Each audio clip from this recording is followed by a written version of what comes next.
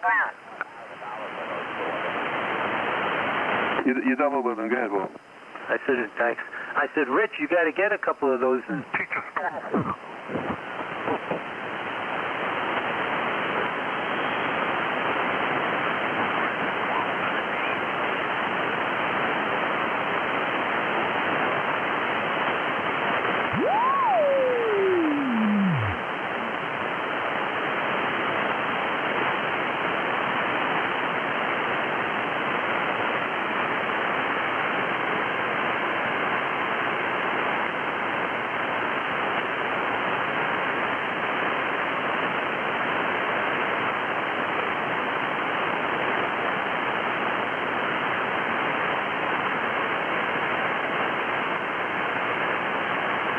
Kilo 4, Lima, Echo, November. Is this frequency in use?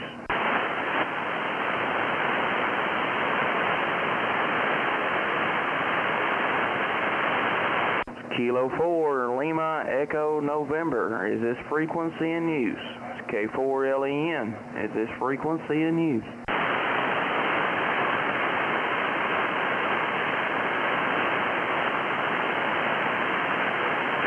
CQ, CQ, CQ.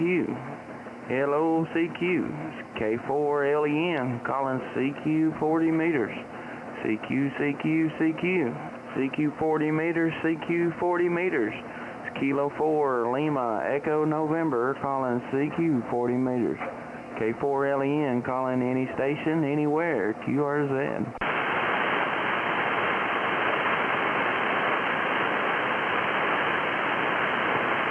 CQ, CQ, CQ, CQ 40 meters, CQ 40 meters. It's Kilo 4, Lima, Echo, November, calling CQ 40 meters.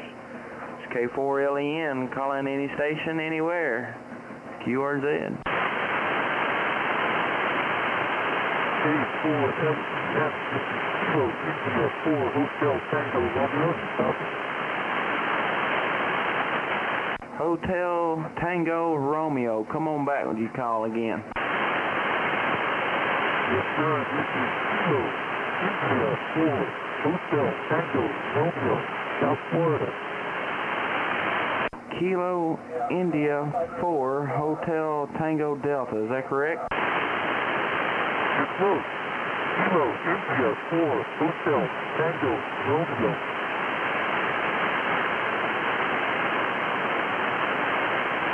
Kilo India 4, Hotel Tango Romeo. I had it right the first time, but I botched it up on the last one. Good evening. This is K4LEN. Name here is Justin, and I am in southern Middle Tennessee. Yes, sir. We are in South Florida.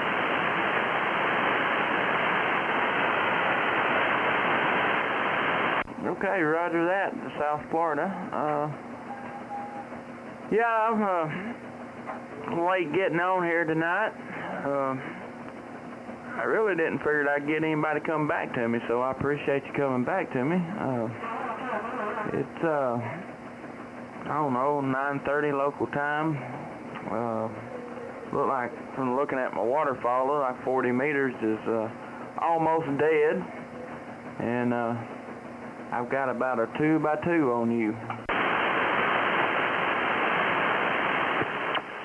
Yes, sir. I understand you got a 2x2 on us. we have you at about a 3x4. Just taking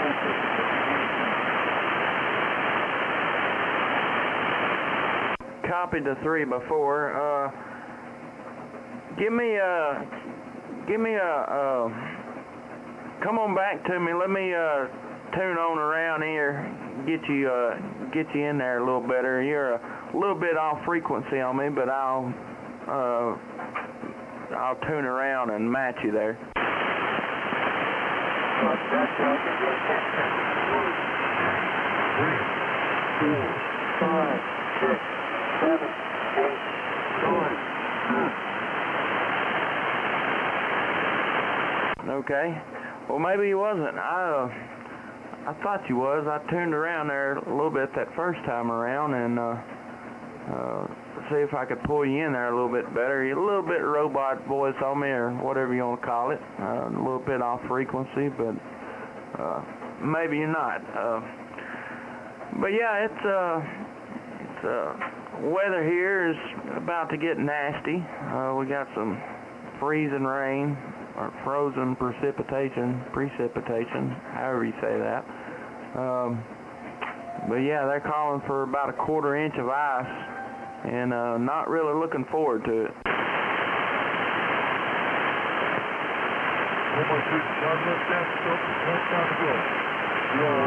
Well, Florida, South Florida, South. What did you say? The weather's nice. We did have some cold for us weather, maybe about a week or two ago. It got down like it's in the 40s, 50s. Yeah, that's where I need to be. That's my kind of weather. That's about what we've had the last few days. It's been pretty pleasant, been cloudy, but pretty mild temperatures, and it's about how I like it. It's a little cool in the mornings, but mid-50s, low 60s in the day, and I've been enjoying it. Well, listen, come on down.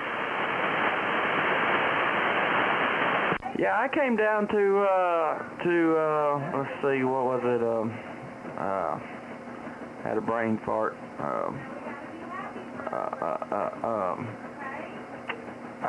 Gulf Shores, Alabama. 4th of July. It's the first time I'd been to the beach in I don't know, at least 10 years, and we went down there and met some of the family down there. We kind of had a family get-together, if you will, and really enjoyed ourselves. So we had a real good time.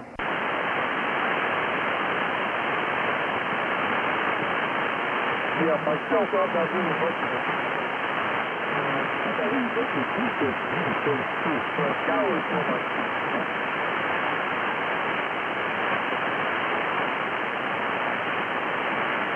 Couldn't quite pull you out there that time. Kilo India 4 Hotel Tango Romeo and K4 LEN. Yeah, it's I don't know, maybe that's like I said, I just got on the radio. I don't know what kind of shape the bands are in tonight. It's kind of been kind of hit or miss the last couple nights, but we made it through. I made several contacts and had a pretty good night on the radio. Yes, sir. It seems to be coming and going. I was able to get the West Coast a little earlier. Yeah, roger that. Yeah, I'm live streaming on YouTube right now. That way, if you wanted to go back and see how your audio is here in Tennessee, go to YouTube. K4LEN Radio is the name of the channel, and like I said, I'm live streaming, and you can go and check out the audio there, see how you sound here in Tennessee. Yes, sir. Thank you very much, guys, for your good help. And like I said, this is all a relatively new setup here, and I'm trying to shake it out. Yeah, roger that. Yeah, while you're there, if you like what you see, subscribe to the channel and hit that little bell down there. It'll notify you anytime I go live, and drop in, say hello, and see how you sound, you know, here in Tennessee. Hopefully the bands will get a little bit better. We'll get some sunspots going on. Get some a little bit better activity out here. I know, like I said, it's been rough and tough the last couple days, but we pushed through and made it work and had a good time doing it. Thank you very much for all of your good help. Yeah, we're working off of old equipment here. Have an old Omni Speed, which I'm liking it. My antenna is a 40-meter loop made up in the attic. So I got some homeowner association here. They don't like stuff on the outside. So it's a 40-meter loop made out of 3/4-inch copper pipe, copper tubing anyway. Yeah, roger that. Them homeowners associations, they can they can sure make it hard on a ham radio operator, that's for sure. I'm fortunate enough I don't have to worry with them. I live, can't really say out in the country, but I'm not in the city either. I can do about whatever I want to.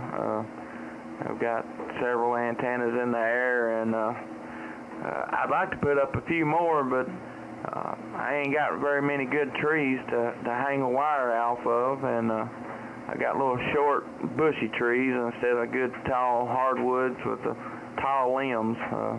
I'm running a Yaesu 991A barefoot out to a off-center fed dipole, and it's about 25 foot off the ground.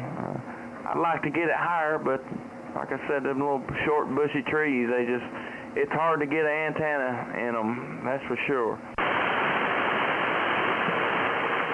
Yes, sir. Well, we all got to work with what we got. That is exactly right. That is exactly right.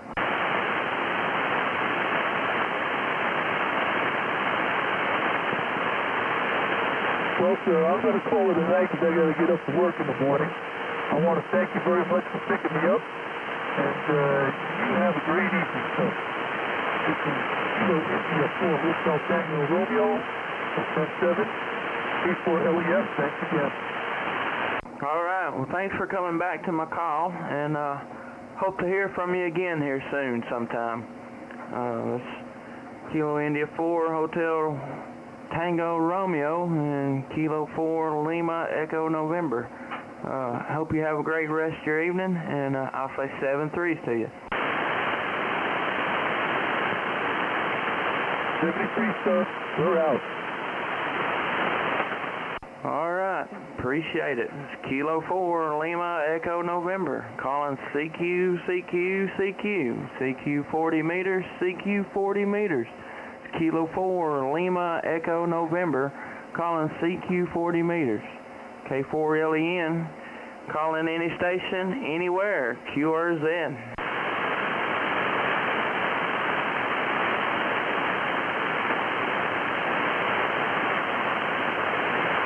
CQ, CQ, CQ.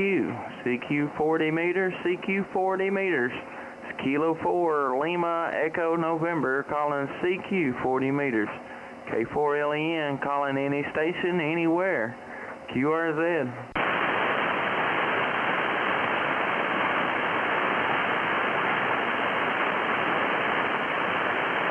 CQ, CQ, CQ. CQ 40 meters, CQ 40 meters. It's Kilo 4 Lima Echo November, calling CQ 40 meters. CQ, CQ, CQ. CQ 40 meters, CQ 40 meters. Kilo 4 Lima Echo November, calling CQ 40 meters.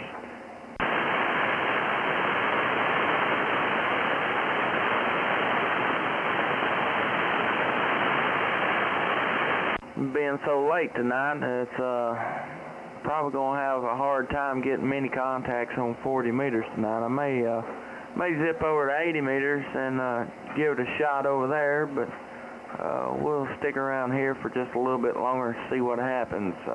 But it's K4LEN calling CQ, CQ, CQ. CQ 40 meters, CQ 40 meters. It's Kilo 4 Lima Echo November, calling CQ 40 meters. K4LEN, calling any station, anywhere. QRZ.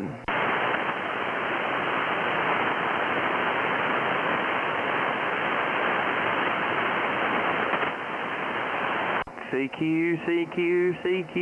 CQ 40 meters, CQ 40 meters. It's Kilo 4 Lima Echo November, calling CQ 40 meters. It's K4LEN, calling any station, anywhere. QRZ.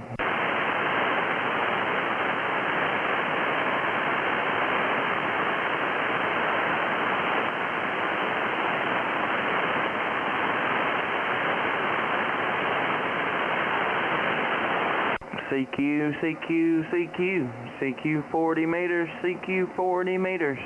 It's Kilo 4 Lima Echo November, calling CQ 40 meters. K4LEN, calling any station, anywhere. QRZ.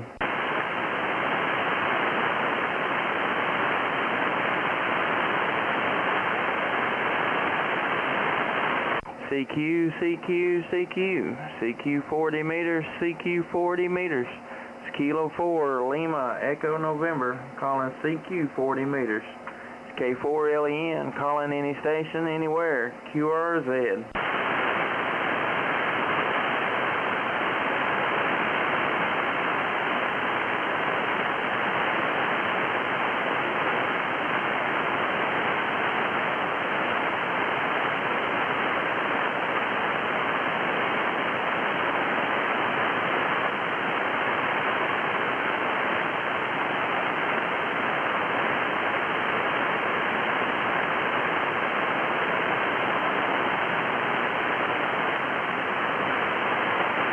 CQ, CQ, CQ.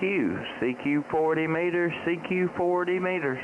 It's Kilo 4, Lima, Echo November, calling CQ 40 meters. K4LEN, calling any station, anywhere, QRZ.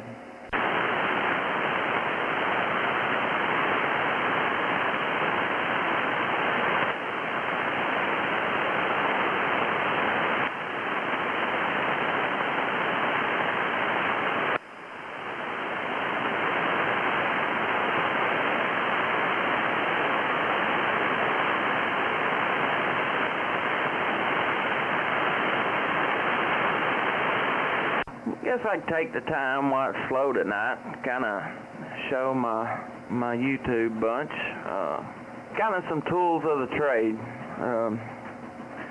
Use the website. It's called QRZ.com. It's kind of the ham radio operator go-to page, I guess you could call it. You can get a lot of information here. Solar index. This right here is this is something that ham radio is based off of as far as the propagation goes. A lot of people may not know that my radio waves and anybody else that's out here, the propagation is our radio waves are reflected off of the ionosphere. It's, you know, a layer of the atmosphere of Earth, and kind of a way you could imagine it is you're outside on a sunny day and you take a mirror and you find the sun in the mirror, and you know you can point that light somewhere else, you know, reflect the sun off the mirror. Radio waves do kind of the same thing. They go up when I transmit. They go up and they hit the ionosphere, and it goes up and it hits and it comes back down to Earth, and you know it could be 500 or 600 miles, 40 meters. 500 or 600 miles is a good estimate. I can pretty much talk when conditions are good to just about anybody in the United States and Canada, Mexico, Europe. I think weekend before last, it was about 2 o'clock in the morning. They had a big, it's called Winter Field Day. It's a contest, if you will. They try to promote operators going out in the field and operating and you know, not sitting at home on commercial power. I use well, I won't really be able to show you, but I use a power supply, plugs into the wall, and it gives me 13.8 volts.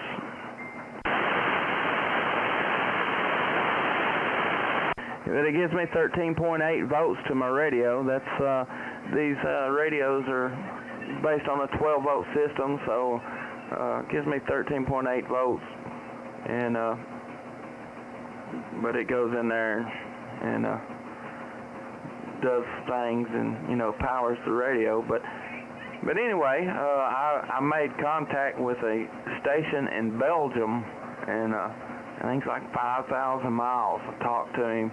They was having their own little contest over there, and I was working the winter field day, and he was working his, and we made contact, and man, it was awesome. It's by far my best contact on 40 meters, and I was proud of it. I was pretty excited.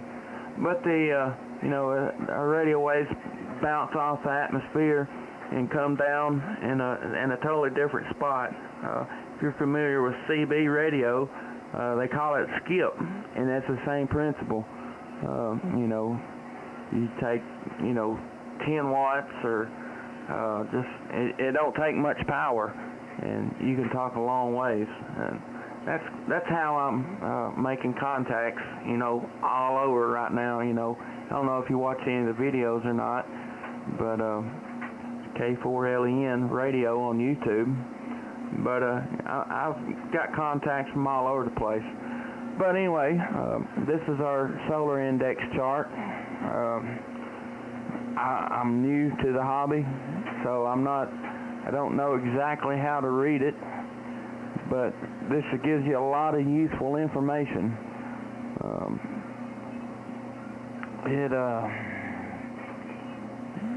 Just some real good information, like 80, 40 meters, fair in the day, good at night.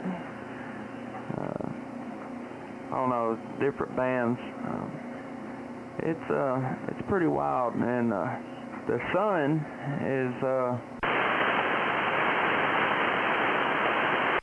has a lot to do with the propagation, how our radios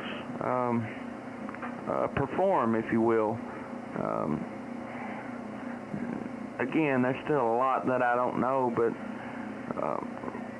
I think it's 11-year cycle. The sun is very active, and solar flares, and they call them sunspots, but it's kind of like a hot spot on the sun, and it charges particles in the air, and those, the particles that it charges is what my radio waves bounce off of, and so if the sun is very stormy, let me see if I can turn this on where I can get a pointer in here and kind of give you an idea of what I'm talking about.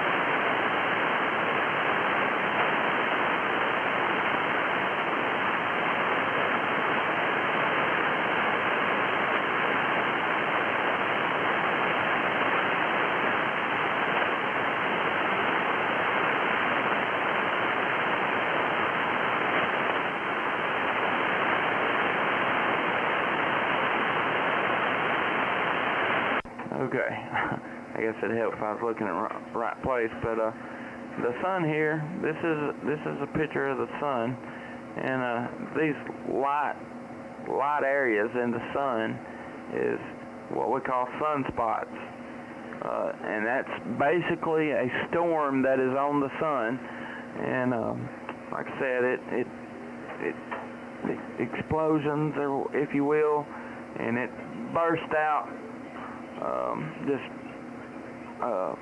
But it sends out electromagnetic pulses, if you will, and this could be bad information, but it charges the particles in the ionosphere, and the ionosphere, that's what causes propagation, is what we call it, and it just, how your radio,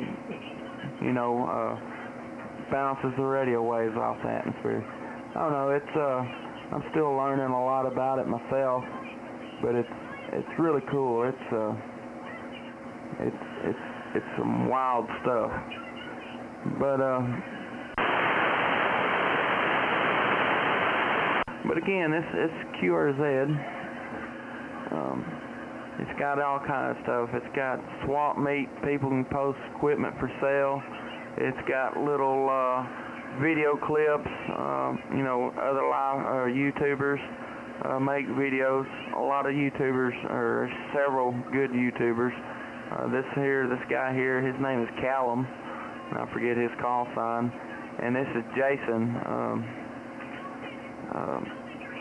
Callum is the DX Commander, and Jason is Ham Radio 2.0. They put out some great content, good information, and you could probably go to one of their YouTube videos, and they could do a lot better explaining the sunspots and everything to you than what I am, and the solar charts.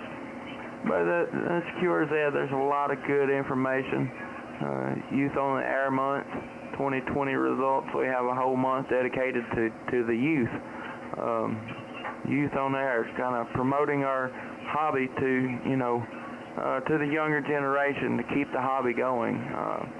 Ham radio is typically and older people. It's more common in older folks, and so it's great that we promote it, push it on this younger generation, and keep the hobby going.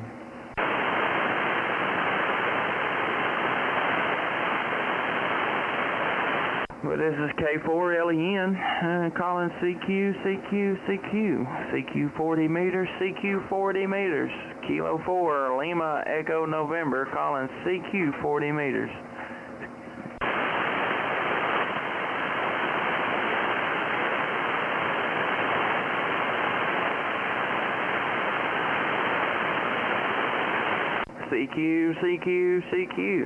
CQ 40 meters, CQ 40 meters. It's Kilo 4 Lima Echo November calling CQ 40 meters.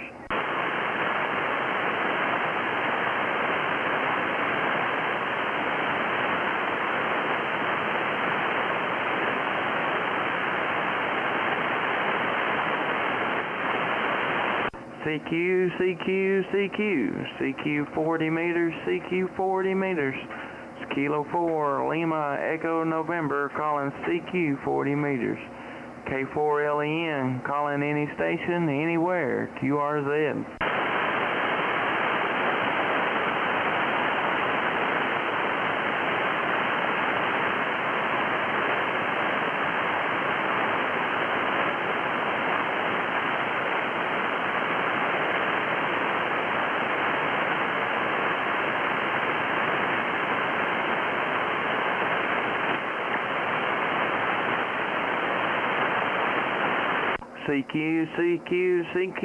CQ 40 meters, CQ 40 meters. It's Kilo 4 Lima Echo November calling CQ 40 meters. K4LEN calling any station, anywhere, QRZ.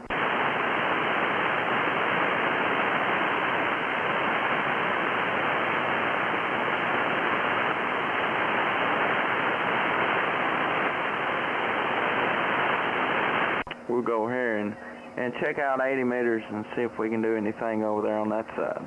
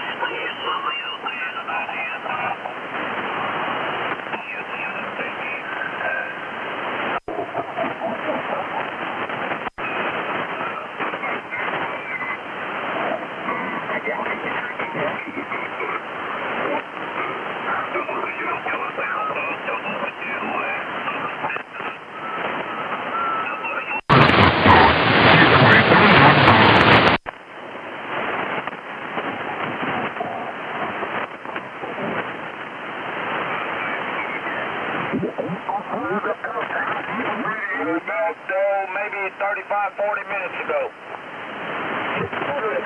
An hour ago, Raymond. I know I can hear that. Yeah. But now Florida, I don't think Florida's got no kind of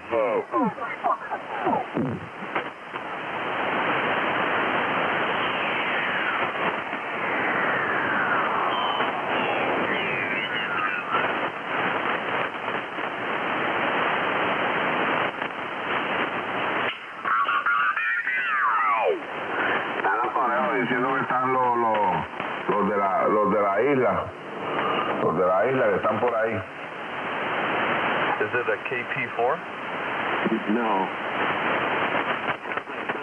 Mexico or Central America. Oh, America Central. This is WKP4 HD.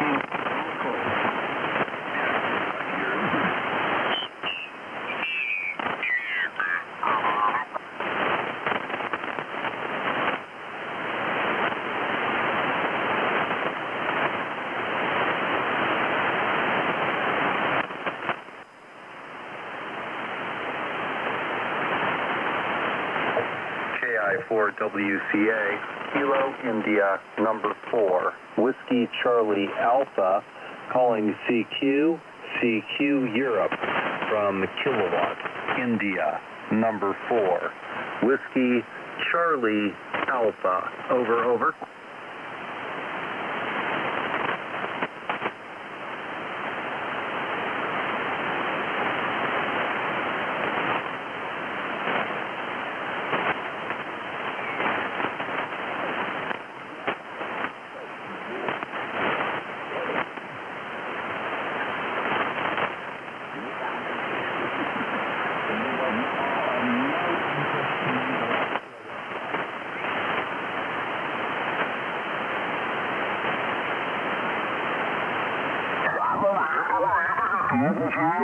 La cuestión que conseguiste de Albert.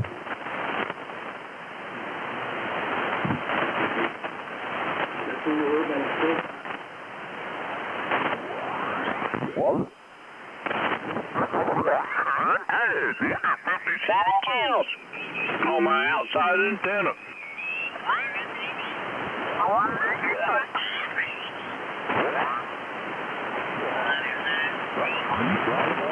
November 3, Bravo, X-ray, Bravo. Any copy on Whiskey 0, Kilo, Alpha Delta, over.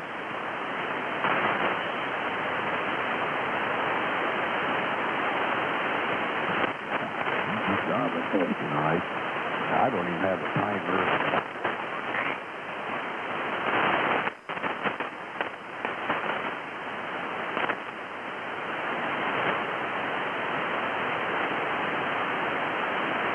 Kilo 4, Lima, Echo November. Is this frequency in use?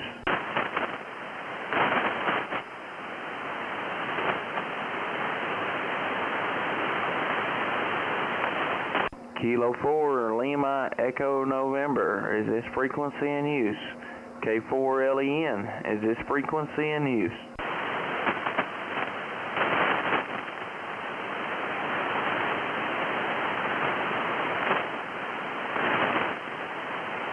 CQ, CQ, CQ. Hello, CQ. It's Kilo 4, Lima, Echo November. Calling CQ, 80 meters. CQ 80 meters, CQ 80 meters. It's Kilo 4, Lima, Echo November. Calling CQ 80 meters. K4LEN. Calling any station, anywhere. QRZ. Kilo 4, Lima, Echo, November. Please copy. Kilo 4, Charlie, Mike Echo. KI4WCA. Kilo 4, Charlie, Mike Echo. This is K4LEN. Name here is Justin. I'm in southern Middle Tennessee. Good evening to you. Yeah. Good evening, Justin. Name here is Doug. I just happened to hear you just outside the sideband. I think I was listening to somebody on 44 or 43, and I kind of heard you sounding like Alvin and the Chipmunks there, so I tuned you in. And I haven't heard someone call CQ in a while, and I really haven't been talking as much And yeah, I've just been sitting here in my shack, kind of arranging and organizing things and just kind of listening, and I heard you there. K4LEN, K4CME. All right, Doug. I'm glad you did. I got a good copy on you tonight, a good 5x9 copy on you. Yeah, I'm just flipping through. I'm doing a live stream on YouTube and tried out on 40 meters and didn't have no luck. I got a late start tonight. It's the mother-in-law's birthday tonight, so we went and had birthday dinner, and I got a late start. I made one contact on 40 meters. Figured I'd jump over here on 80 and see if I could do any good over here. All right, well, you're doing fine. I can hear you well down here in Tampa, Florida. There is a lot of noise. I do hear a lot of static crashes, but I have a 100% copy on you. There were some other stations trying to call you, sir, so I'm going to bid you a farewell and a big 7-3. I got a lot of things to do around the house here, and like I said, I just heard you calling CQ and wanted to reply. So there you go. And there were some other stations calling. If you're standing by, go ahead, because I'm going to go ahead and sign with the station. K4LEN, this is K4CME. Nice to talk to you, and hope you make some more contacts. I'll be clearing your final at 7-3, sir. All right, Doug. I appreciate you coming back to me. Like I said, I'm live streaming on YouTube. If you want to see how you sound here in Tennessee, K4LEN Radio is the name of the channel, and live streaming. I'm at 37 minutes right now, so if you want to see how you sound, go check it out. But appreciate you coming back to me. Hope you have a great rest of your night, and hopefully we can catch up with you again out here another day. Kilo 4 Charlie Mike Echo and K4LEN. 7-3 to you.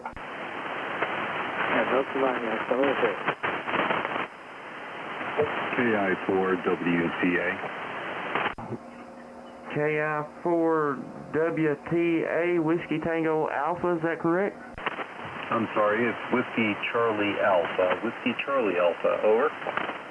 All right, Kilo India 4, Whiskey Charlie Alpha. This is K4LEN. Name here is Justin. I'm in Middle Tennessee. Good evening to you. Hey, Justin, my name is Michael. I'm in Asheville, North Carolina. I'm just over the mountain from you. So you're doing real well here. You're 10 over S9. 10 over S9 on this side. Rig here is an ICOM 7410 using an AH4 tuner and a 90-foot piece of wire over a big radial ground field. Over. Yeah, roger that.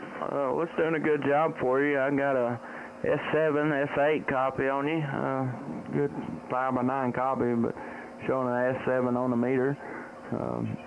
It's doing good. I'm running a Yaesu 991A out to an off-center fed dipole. Nothing special, but it works. How do you like that 991A? Do you like that rig, over? I absolutely love it. I'm an ICOM man. Well, I say I'm an ICOM man. I just got my tech in May and upgraded to General in September, and I bought this radio for the shack in the box. I'm generally an ICOM man. All my 2-meter, I ain't gonna say all of them. I've got one of everything, just about it. One of every brand anyway. I really love the ICOM radios. I bought this radio for the shack in the box, and got it and like it, but found that I was wanting to do both. You know, I didn't want to do just HF or just 2 meters, so brought the 5100 back in the house, and you know, I don't know the last time that it's been over on 2 meters and used. I've thought about getting rid of it and getting a a 7300, but I can't make myself get rid of it. I really enjoy it. Oh, I hear you. That's a great mobile radio. The mobile I use for 2 meters and 440 here, I use a 2730A because I don't need the digital stuff. I like the display and I like the extended receive range too. It's a real good rig. I do have a Shack in the Box, but you'll laugh at this. I love my Sony 410 so much, and they stopped making them. And I don't like buying used gear, particularly. I like buying new if I can, because you never know what kind of abuse it faced. And I got burned on my first rig. I bought an ICOM 718. I paid $400 for it. They said it was in great condition, and it's been golden screwdrivered. You know, it was used for 11 meters, so what a nightmare. Anyhow, my backup rig for this is an ICOM 9100, so that's my Shack in the Box. Over. Yeah, roger that.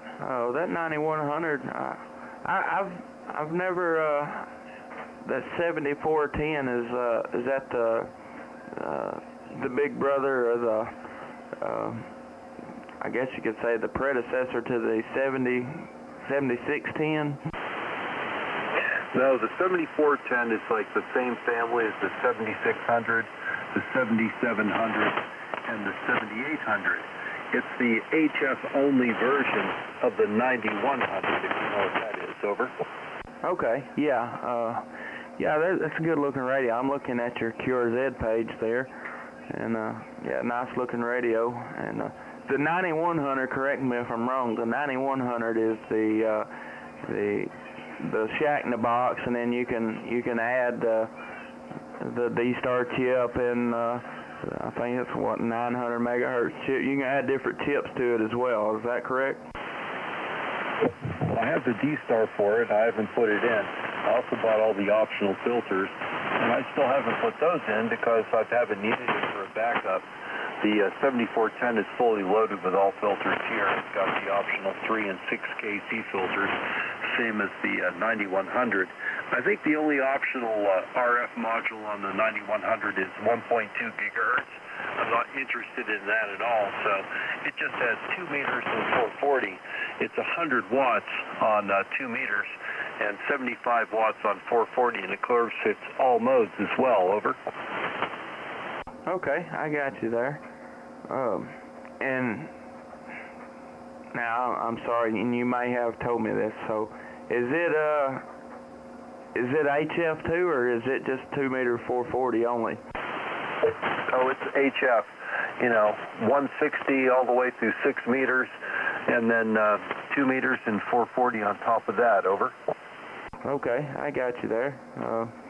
Reckon why they don't make, you know, besides the 7100, reckon why they don't make the Shack in the Box like that no more? Because that's a bigger radio, is it not?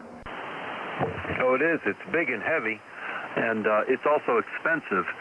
When I bought it, it was just before they brought out the 9700, and they went on fire sale, and it cost about the same price as my 7410 did, if you can believe that. Yeah, roger that. Well, it's a nice looking radio.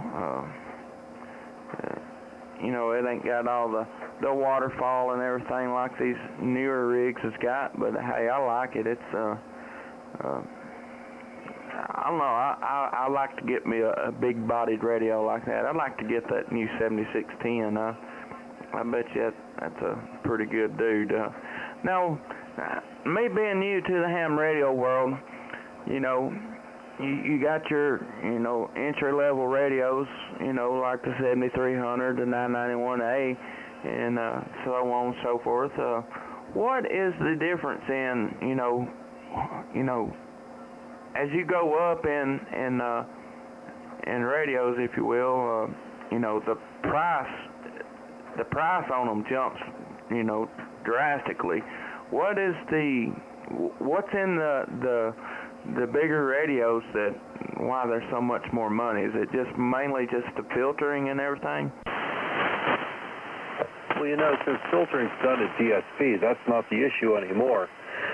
What costs more money is the better rejection of out-of-band signals, the dynamic range and stuff you have to pay for, like the ICOM 7851.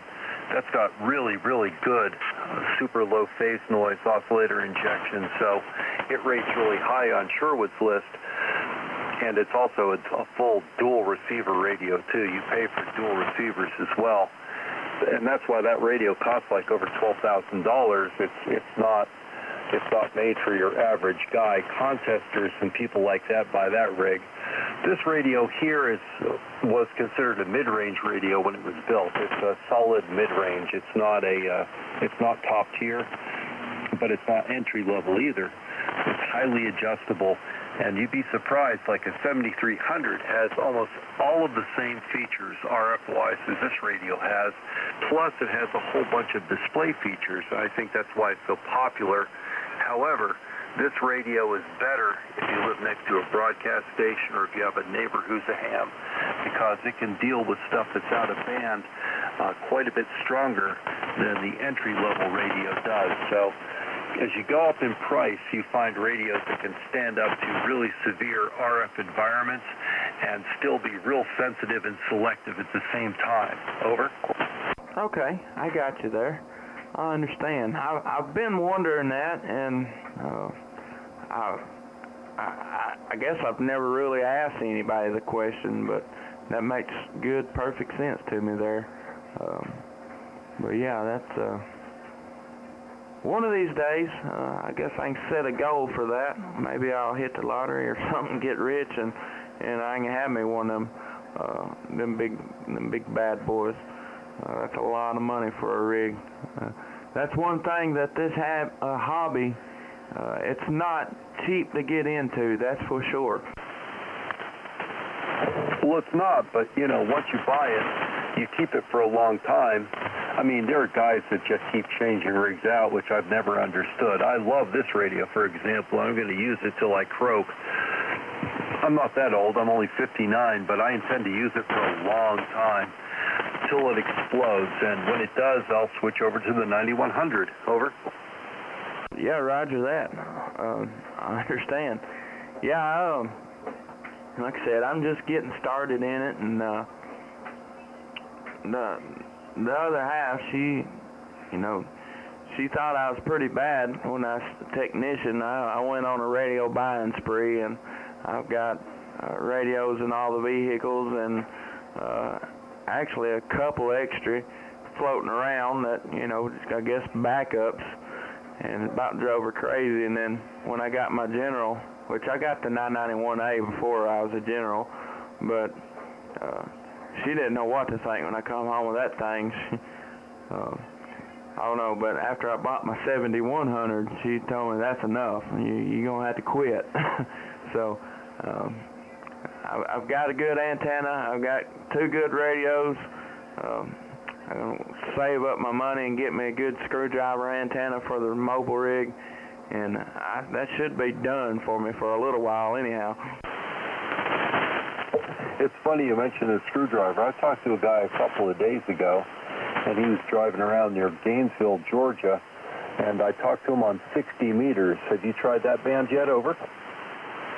I have not. This radio's 991A.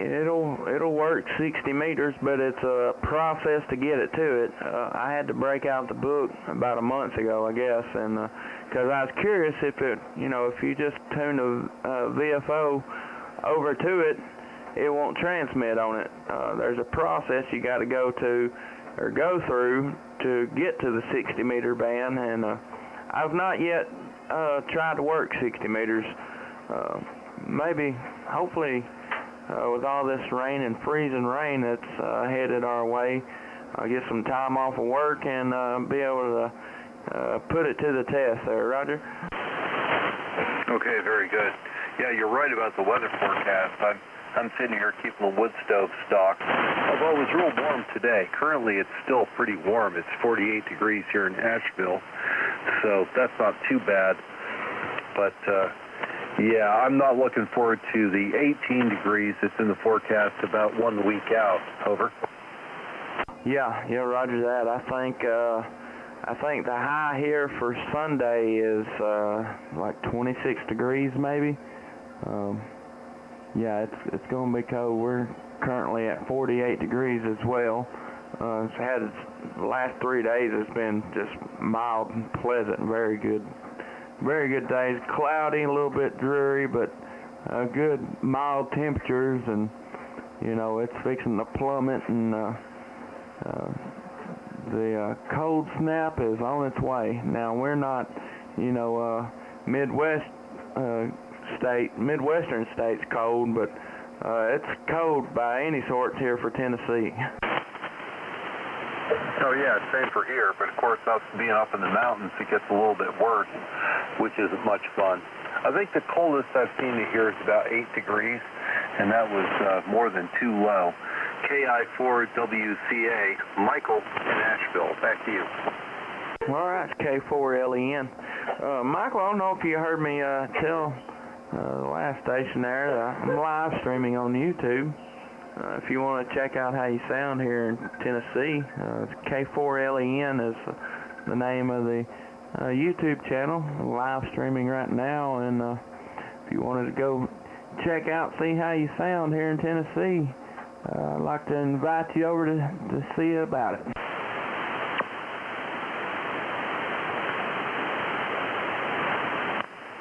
All right, I'm clicking on it right now. Yeah, I had a birthday party. I normally work 40 meters on my live stream, but it's the mother-in-law's birthday today, so we took her out for her birthday dinner, and I got a late start. I actually worked over. I didn't leave work till 7 o'clock tonight, and went by there at 8, so it was almost 9 o'clock before I got on tonight, so I made one contact on 40, and I guess you're my second on 80 here. But yeah, it makes it rough when you get a late start trying to make contacts on 40 meters. That's for sure. Tell me what microphone you got there on the boom. It's kind of cool watching my signal level, by the way, and your S meters. There's a time delay for sure, but it's still really cool. Over. Yeah, that's just a little cheap, $25 Amazon special. Newer, maybe?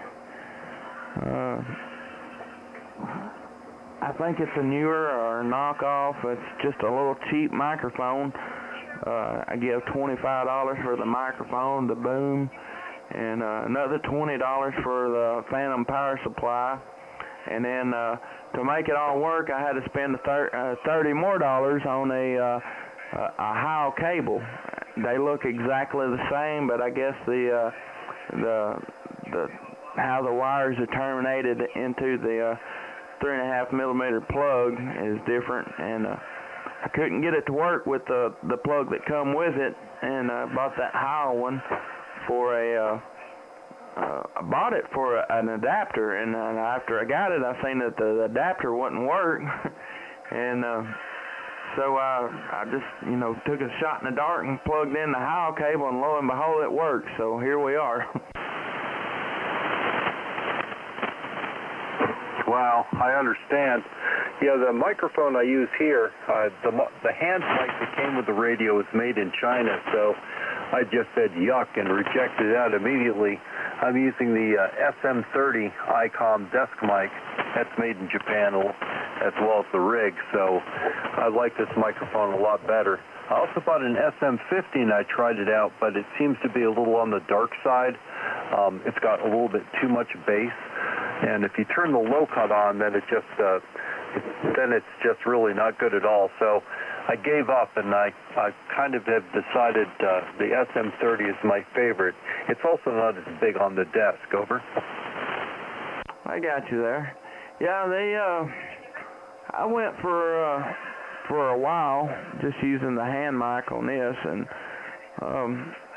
one good thing about this 991A, it's got a lot of adjustment on your audio on it. You can do a lot of stuff with it in this menu system, and actually Bob Heil has got a whole print up of, you know, what he recommends settings for this for using a mic with this 991A, and that's what I keyed it in, and I've had a lot of good compliments on it, so it must be set about right. Oh, I think it sounds really good. Yeah, this one I had to use the Yahoo user group and some other stuff to dial it in. I've got the bass turned down a couple of notches. I got the treble turned up a couple of notches, and I adjusted the transmit bandwidth as well a little bit, the upper and the lower cutoff frequencies. And this combination seems to be best for everything. It works great for rag chewing as well as DX, so I'm kind of happy with the way it is. I've heard lots of guys run the Hale mics, though, and I think the Hale microphones are a little bit better for DX. Over? Yeah, roger that. Yeah, and they like them too. They're pretty expensive, but I guess you get what you pay for. Yeah, I got this headset I'm wearing. It's a Heil headset, Pro Elite or something. I forget which one it is. I think it's the last one you can get before the big fancy Pro 7 or whatever it's called. I think. I could be wrong on that, so don't hold me to it. But I like it. My only problem is wearing it, and I've been wearing it, mainly for doing this live stream. That way I can kind of keep an eye on my audio, make sure it's working right. But the only other time I'd ever really wear it is, like Winter Field Day I wore it, and just a little contest, If I don't work the contest, I'll wear it just where I can hear better, and I find that it pins my ears down to the side of my head, and that's one thing I don't like about it. So it don't get wore just a whole lot, but it's got good audio and stuff too. It's a pretty nice headset. Yeah, the headset I'm using tonight, I'm using a Sennheiser HD 300 Pro headset. It doesn't have a microphone in it, although they're available with them. I would use the Sennheiser mic with this. It just doesn't play nice with the ICOM equipment. The ICOM microphone is fine, but I love this headset. It works really, really well. When I first put it on, there were no highs because I had it adjusted for another Sennheiser headset, which failed, sadly. And the wire that broke in it was too fine for me to repair. It's a little bit finer than human hair. It's about like a number 40 copper wire. And I was afraid just repairing it, it would still break because the solder would make it heavier and it would flop around and eventually fail anyway. Anyhow, I really like the mid-range on this headset, but it was slightly skewed towards the bass side, so I had to turn the receive treble up a little bit. And when I did that, I discovered I could turn the noise reduction processing way up, much higher than I ever ran it with the old headset, and the radio is much more pleasant to operate under rough conditions like, well, frankly, tonight. We have pretty good static levels tonight, and it's absolutely not an issue at all. KI4WCA, back to you. Oh, yeah, the band, it's pretty noisy tonight. I don't work 80 meters that much. Very rarely do I get on 80 meters, and I probably, all in all, besides, on contesting, I probably ain't got 20 contacts on 80 meters, so I don't know. I know it's pretty noisy tonight, and my antenna is not just the best on 80 meters. You can see my meter on the radio. It's set to SWR. You can see, and it's a little over 1.5 to 1, and that's not bad, but that's all that the tuner can do for it. Running a off-center fed dipole, and it's only about 25 to 30 feet off the ground. And I'd say that's probably one of the reasons why the SWR is a little high on it. Oh, yeah, the electrical length apparent is going to change as it gets closer. So it's probably a little bit too long to the tuner for the band now. My wire is pretty low, too. It's like 10 feet high on the fed end, but it goes up to 40 feet at the high end, but I put radials underneath it to try to destroy the ground losses. I have to say I'm really happy with it, but when I tuned it from inside the shack with my homebrew tuner that you can see on my webpage, it worked well, and I did really well with it, but when I put the AH4 out at the feed point, I couldn't believe the difference. The difference in efficiency was obvious. Guys I talked to before, I was at least 1 to 2 S units louder. That's a big difference, and I'm really enjoying it a lot more. The other thing, too, is that before, I could only operate 160, 80, and 40, and now I can operate 160 through 6, which is much, much nicer. Over. Yeah, roger that. How did you do the radio system on it? That's something I might check into. And what kind of configuration do you? Is it like a inverted V? Is that how you got it, or I'll let you kind of tell me what kind of setup you got for it? It's just an end-fed piece of wire. It's about 90 feet long. And like I said, on the end that I feed it at, it's about 10 feet off the ground. And the tuner's mounted to that tree, and that's the one closer to the shack. And then at the far end, it's 40 feet in the air. Now, I have wires running directly underneath it, one wire, and then imagine, like, stick your hand out in front of you and open your fingers. It's like a crow's foot underneath it with radial antennas trying to cover as much of the backyard as possible. I've even got the chain link fence tied in. I've got a piece of number 10 THHN that's attached to the top of the fence. That's part of the ground field, and I have 9 ground rods and very large conductors spread out over 65 feet, and that's the lightning field. It's tied into that too. Also, the old feed line to the basement shack is still attached, and I'm using the ground of that to tie into the ground field. So yet another radial added. I'm not even sure how many radials I have at this point. I started out with like 6, but I've added many more. So I'm trying slowly but surely to convert the backyard into a giant copper screen. Haha, KI4WCA. And K4LEN. Yeah, that's pretty cool. Yeah, that's you know, I created this channel to kind of, you know, to help other operators, you know, get an idea how their equipment is performing, and to show the public, you know, the capabilities of our hobby. You know, and that's a lot of work that goes into that antenna to get everything just right. You know, this is not a go to Walmart, buy a radio, and get on the air hobby. This is something that takes some skill, some thought, you know, and there's obviously a lot of thought went into that radio field, and you know, fine-tuning and tinkering with that thing to get it just right how you like it, and the results are obvious. It's a good sounding system. Well, thank you very much. I would say, too, when I was in college, back in the 80s, in the Stone Age, I've been a shortwave listener since I was a kid, by the way, so I've been hot and heavy into building antennas and listening for a very long time. I started when I was about 8 years old, so I've been a hardcore DXer for, well, over 50 years. Anyhow, I remember listening to, like, the big ICOMs and was like, oh, those radios sound so nice. Someday I'll have a radio like that, you know. And, you know, as the years passed and everything, I decided the radio I wanted was an ICOM Pro 3. And I saved my money up. I was about to buy one, and they dropped it. They dropped it, and they didn't make it anymore. And I was so sad. And then they introduced this. And so there you go. So that's part of the dream factor. And the other thing, too, is all of the work on this end for the antenna was really the ground field.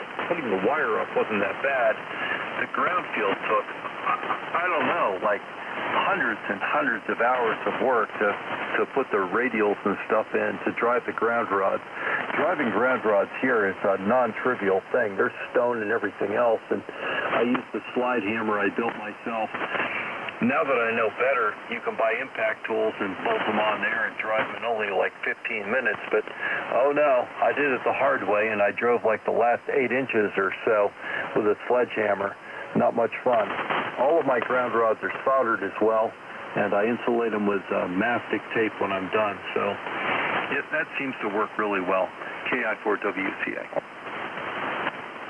Yeah, that's pretty astonishing. Yeah, I've seen. I've got stuff to. I haven't grounded my station any at all, and I went last week and got things to, to start working on grounding my station, and yeah, I was looking for ideas to driving the grounding rod, because I'm sure I'm not as bad as what you got it living up in the mountains, but Middle Tennessee here, it's pretty rocky too. You're the odds of hitting rock here are pretty probable as well, and but yeah, I've seen where people have taken a SDS drill or SDR or whatever they're called, big hammer drill, and they got an attachment for it for driving ground rods, and I thought, man, that's wild. And but yeah, it's them drills, they're expensive, but you can rent one from the Home Depot for like $50 for, I don't remember if that's all day or just 4 hours, but yeah, grounding, bonding, and man, there's just so much that goes into this, and I've got to get me a kit where I can put, because I've not got lightning arresters or anything. I've got to get where I can break my coax down and put a arrestor, before it enters the shack here. I've got lots of things that I need to do, just, finding time to do it, from work. I normally work daylight to dark, especially in the winter, and then in the summer, it's working 60-plus hours a week. A lot of times you don't feel like it, but that's one thing that I've got to make time for is to start grounding my system. All right, I got a story about grounding. You're going to laugh at this. When I first got on, I was too poor to have an HF rig. I sold a piece of equipment, and I bought a 2200H, which is just a 2-meter mobile, and I couldn't even run it at high power. It was capable of 65 watts, but I only had a 10-amp Radio Shack power supply, and that's what I used. I used some RGA cable, and I built a mast out of PVC pipe laying around the house, and I built a quarter-wave ground plane, and I put it up, but I grounded it.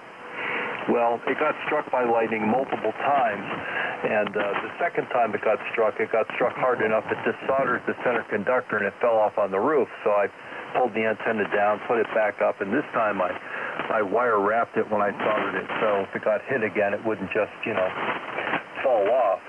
Now, the comedy is, over the years, it got hit so many times, it got so short, it was finally resonant around 170 megahertz. It was actually too short even for the NOAA weather radio band.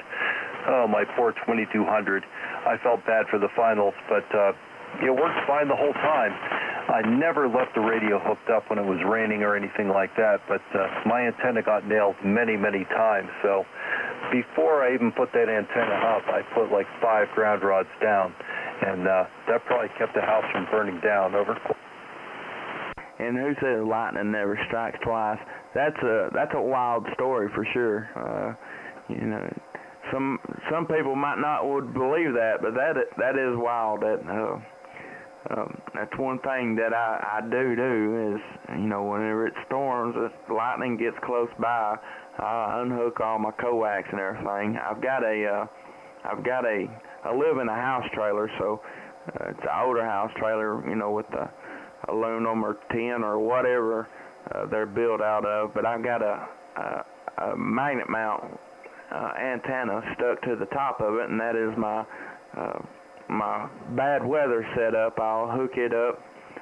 Sometimes I'll just hook it. I got a handy talkie. I got a connector, and I can hook the handy talkie to it, and but that thing, even with 5 watts right here, is I can still get into repeaters 30 miles away on 5 watts. I've got good location right here, good elevation, and there's not a whole lot around me that's taller than I am, so it does pretty good. K4GY. K4GY, go ahead. Hey guys, we've got a group that meets on 47. I just wondered if you might slide down a bit, or we'll try to slide up so we don't bother you. But it's hitting us pretty hard up there in 47. I kind of look below you and above us right now. There's usually guys on 50, but if we can slide up a little bit, it might help us. All right, you want to slide down to like? Let me look at 43 real quick. I think you can get by with 44 actually. All right, we'll move to 44. Thank you, sir. Yeah, I appreciate it. And if we're hitting you too hard, we'll try and narrow it up as much. If there's a problem, just come up and holler. This is K4GY Phil. K4GY Phil, KI4WCA Michael in Asheville, North Carolina. Thanks, Phil. Okay, Mike. Appreciate the help. Well, that's K4LN, BQSY down to 44.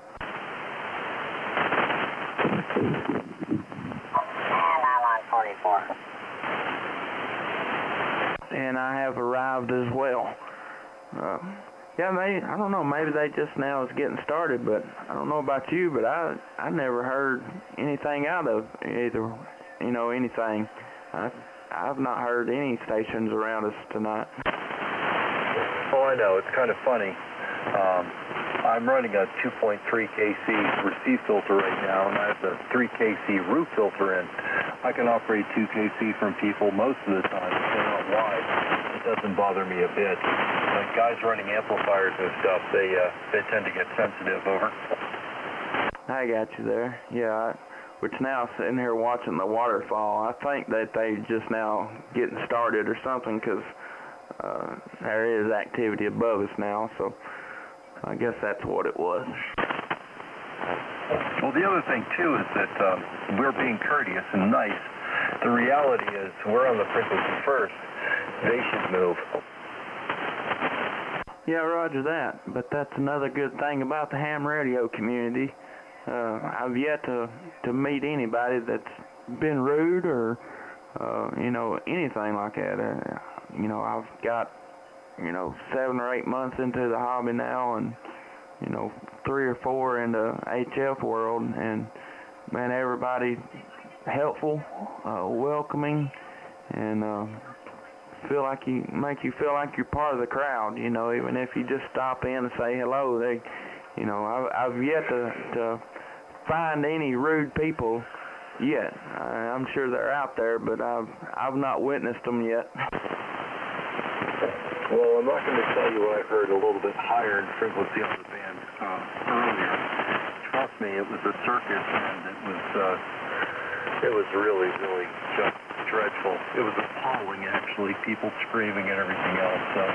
You'll run into it, and the best thing you can do is just twist the vehicle, get away from it, don't get involved in it, and the thing is, don't be a lid, If somebody says, hey, you're awfully close, and you can move, go ahead and move. I mean, it's really late at night now. It's 11:42. A lot of people are in bed. It's a work night.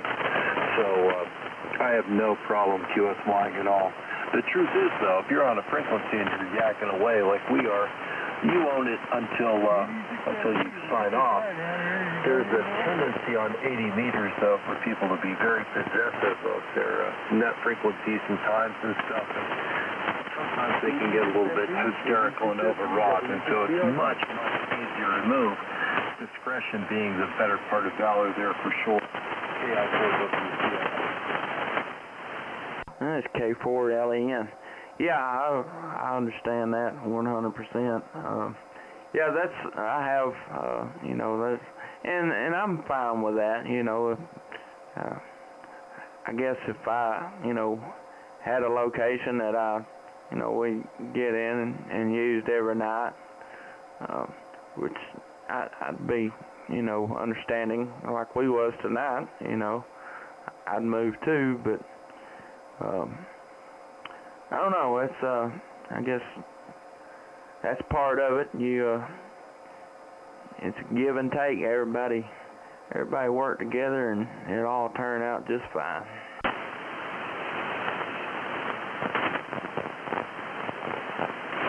Oh, absolutely. And, I love amateur radio. I really love it. And I wanted to say, by the way, congratulations on you getting your general. It's totally epic. When they dropped the code in 07, I went and I took my tech and then took the general, and I did really well. I think I only missed 1 or 2 questions total. And they asked me if I wanted to take the extra. I said, no, I haven't studied for it. And if I accidentally pass, my head will be as big as Montana. I'll be insufferable. So I better wait. And so I went back to Asheville, and I got on the tuner machine. I was talking technical stuff and everything, and some guy teased me about being a general, and that made me mad. So then I went and I studied like crazy on EHAM, taking practice exams, and I went and I took my extra exam in the Tentec cafeteria in October of 2007. So that was epic, and the best thing about it was, you'll laugh at this, I then immediately left as an extra and sat down and drove one of their beautiful Orion 2s and used my new privileges. Over. Yeah, roger that. That's awesome. I'll tell you my little story. When I got my general, I had this 991A for, I don't know, probably a month and a half, and I'd been studying just, the hamstudy.org. I kind of cheated, if you will, not really cheated, but, studied the answers, the answer pool, and memorized them, basically. But I'd been messing with it, and with work and everything, I hadn't hit it like I needed to. So the Sevierville Ham Fest come up, and, I got the in-laws, the other side of the in-laws, they live over in Von Orr, Tennessee, which is over around Sweetwater and Maryville, in between Sweetwater and Maryville. But so we decided we was going to pack up and take a weekend trip over to see the in-laws, and I was going to go to my first Ham Fest. Well, I got over there Friday evening, and I decided, I'm going to go ahead and take this test whether I'm ready or not. So Friday night I hit the app hard and crammed the questions in, and I got in there Saturday and sat down and took my test. And I didn't know if I passed it, failed it, sitting there, I handled my test, and they graded it and come back, and he come up and asked me, so, well, you want to take a shot at the extra? I was like, man, you talking about excited, I was happy, and I said, yeah, I'll take it, so, either way, I didn't pass the extra, and got back to the house that evening and was sitting there looking at the notifications on my Apple Watch, and I had a notification said giving me a warning that I had an unusually high heart rate for being inactive. Giving me a heads up saying, something may be wrong. Got looking at the time, and that was about the time they come and told me that I'd passed. That's how excited I was. My watch gave me a notification that I had a extremely high heart rate for being inactive, and I thought that was funny. Oh man, that's hilarious. When I took my exams in Andrews, North Carolina, I was sitting there, and the last guy was like grading the questions out loud. It's like 1, 2, 3, and he's counting, and I figured he was counting wrong questions. He got up to like 10. I was like, there's no way I missed that many. He's like, I'm counting correct answers. He was doing it real slow. He was trolling me like a pro, And then afterwards, I'll never forget the sensation of sitting there and talking to, for the first time in my life, fellow hams. It was so much fun. Over. Oh, yeah. Yeah, I need to get my, instead of studying the question pool to get my extra, I'm going to get one of the what's his name, Gordon West, on the Gordon West books, and I'm gonna study for my extra the correct way, which I guess anyway is correct if you can pass the test, but I'm going to do it the way where I'm going to, learn something. I come from a CB radio. I've always had a CB, and since I was, old enough to have one, and so I've learned a lot that was on the technician exam from the CB world. Messing with amplifiers and different things. Just doing my research and learned about stuff, and so. Whenever I sat down and started studying for the technician, I felt like after the first day, after 3 or 4 hours of going over the test pool questions, that I felt like that I could have passed the test on that first day. Well, the general, not so much, and mainly it's just basically a recap of the technician test. It just goes just a little bit deeper, but I've studied the test pool questions on it and, was able to pass, but when I take my extra, I'm going to earn it. Well, after I got my general, I started looking at the extra material, and I realized I had to crack open the textbooks on inductive reactance and capacitance formulas. And there were questions about privileges and stuff related to extra class so I hadn't looked at before or really paid much attention to. Those were gimmicks for me. That was just memorize that stuff and you're done. Like who can be a control operator and how do you do a VE exam session. Stuff like that was easy, but the math stuff was more difficult. And so I kept taking the practice exams, and when I was scoring like between 85 and 90, I figured that's it, I'm ready to go. And I went over to the Tentec Hamfest, and sure enough, I scored an 85, which is passing. It's 50 questions, but it's considerably more technical than the general exam. And as far as the background goes, I was a serious hardcore shortwave listener, as I told you, but I graduated high school in 1979, so trust me when I tell you, I've had a CB in my house my entire life. Although I haven't talked to one in years, I've got quite a few of them, and I have nice ones too. I have a bunch of Cobra 148 GTLs, and the base equivalent as well. I love those single sideband rigs. Over. Well, that's something I never had. I've never had a single sideband CB. I always wanted one. My last radio, I had a Stryker 655, and I loved that thing, man. That thing, get out there and it'd talk. But that was the only fallback to it. I wanted the 955 because I wanted to see what the sideband was all about. And I ended up selling the 655 to buy this 5100. Kind of made a deal with the old lady that, if I was going to buy another radio, I was going to get rid of one, rob from Peter to pay Paul, if you will.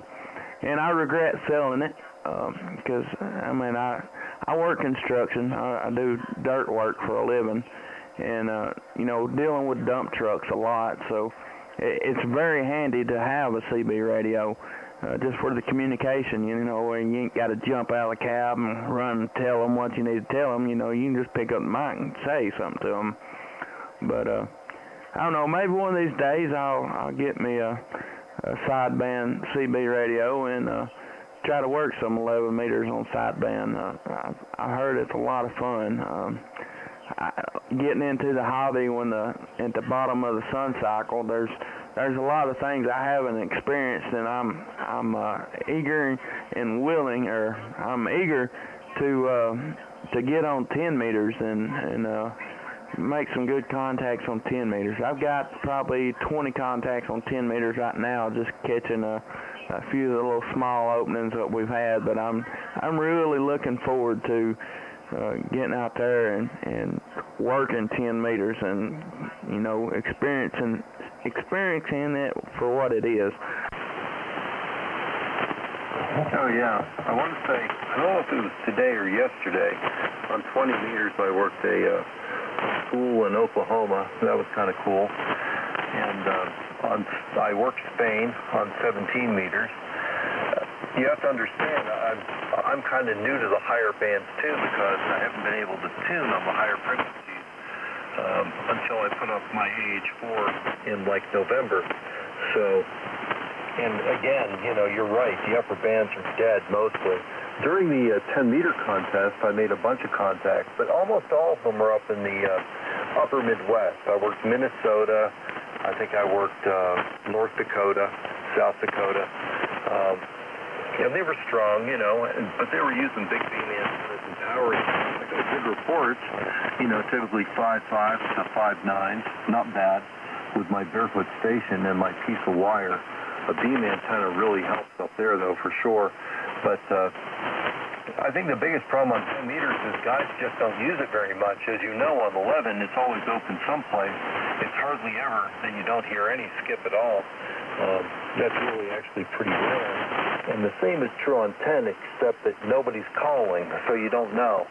20 meters is where it's at. If you want to fool around and see how far you can work, that will blow your mind. I was at a winter field day once with a 7200. I was running 20 watts and just a stupid little dipole and worked a guy in Africa, and everybody there was like totally amazed. Over. Yeah, roger that. That's good. I tell you what I did do during winter field day a couple weeks ago. I worked a station in Belgium on 40 meters about 2 o'clock in the morning on winter field day on Saturday night. It blew me away. I couldn't believe it, but I done it. Oh yeah, I've worked Belgium many times on 40 and on 75 too. The nice thing about being an extra, you can tune below 3800, and from 3800 down to 3790 is the DX window, and that's where the Europeans are. They can't transmit above 38, so you have to be an extra to work them. I can tell you right now, I've worked deep into Serbia, Croatia, Bosnia-Herzegovina, Ukraine, Poland, you name it, man. Deep into Eastern Europe, and of course the guys in England and Spain and Italy are real strong on 75. And lots of those guys have killer antennas. But a lot of the guys can't run more than 400 watts. So you'd be surprised. You can call them, and they'll answer you right back. It's nice.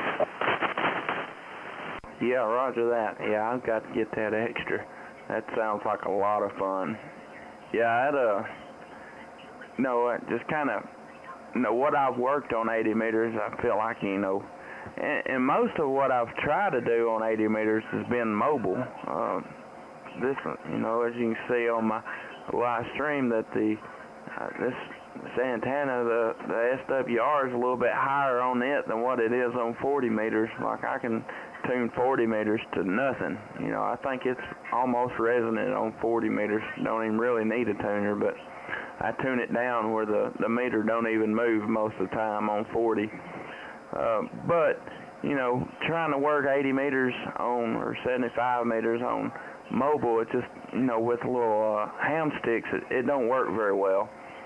So I've got the impression that 80 meters is basically for, right here close to you, within a couple 100 miles, but that's not the case, I'm learning.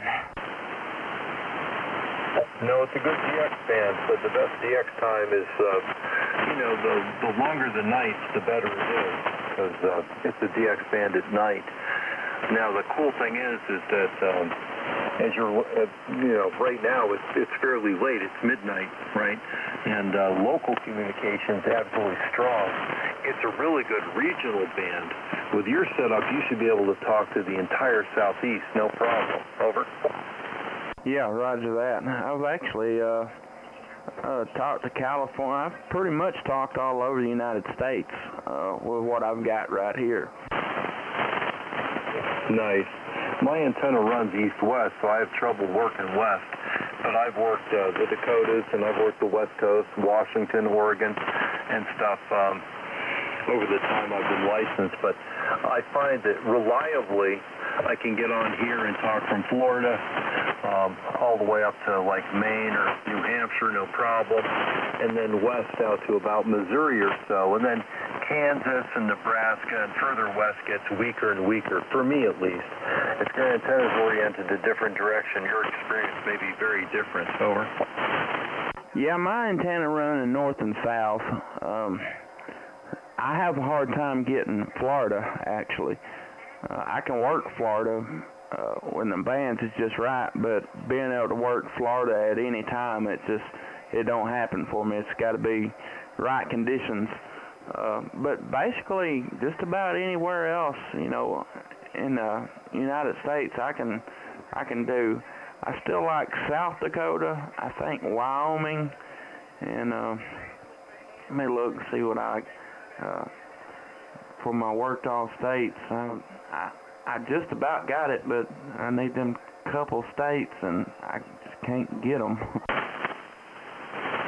Hawaii and Alaska are kind of a trick. I've got both of those on 80 as well as 40, which is really cool. In fact, the guy I talked to in Alaska, we talked about wood stoves, and that was a hilarious Q-cell. Over.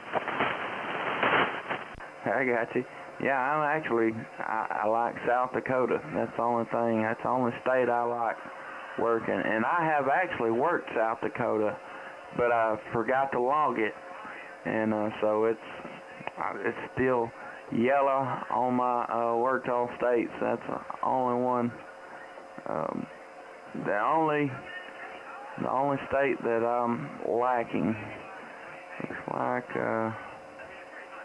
Let me see what the yellow means. But yeah, South Dakota now is the only state I need. Nice. Well, what you do is get on the air during one of the contests. You can work them for sure. Contests are a great way to fill in all the states you need.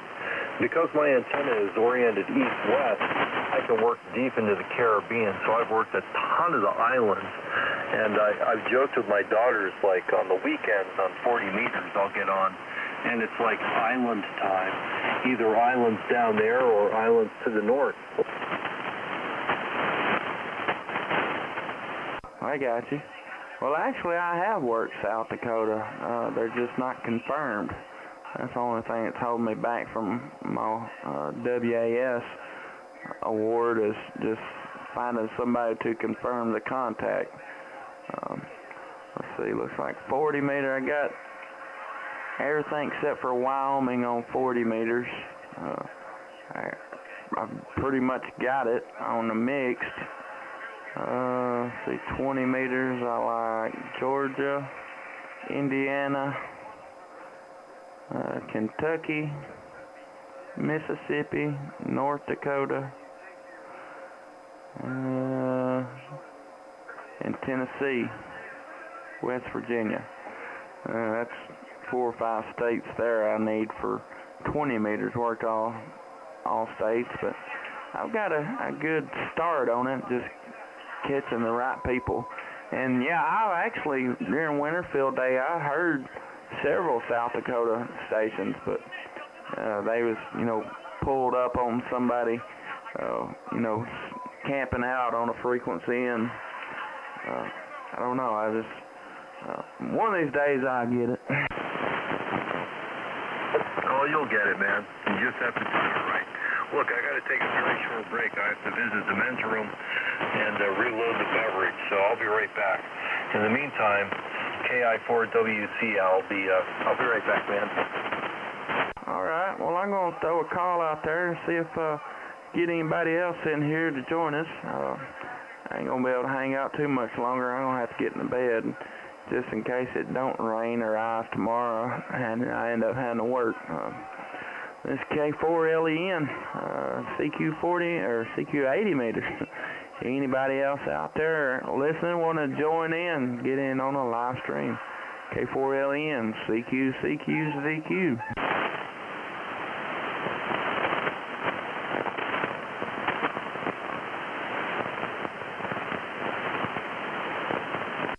CQ, CQ 80 meters, CQ 80 meters.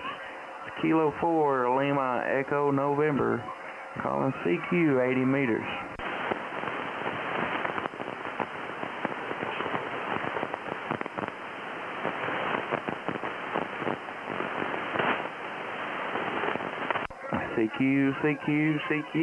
CQ 80 meters, CQ 80 meters.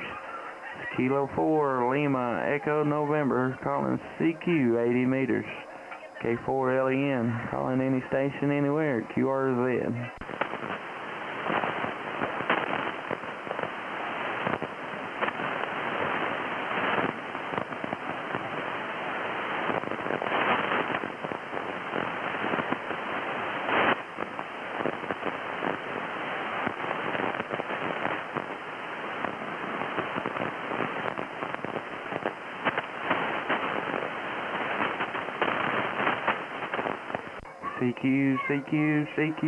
CQ 80 meters, CQ 80 meters.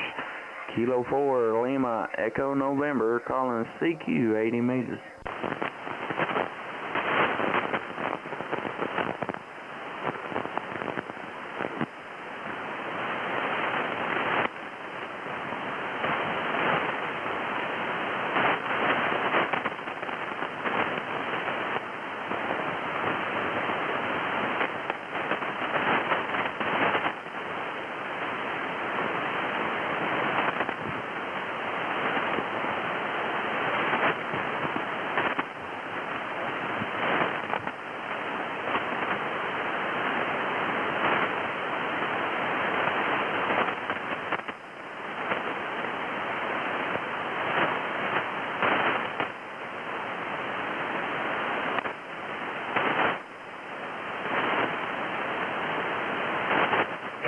Kilo 4, Lima, Echo, November. Did you get any callers from KI4WCA, over?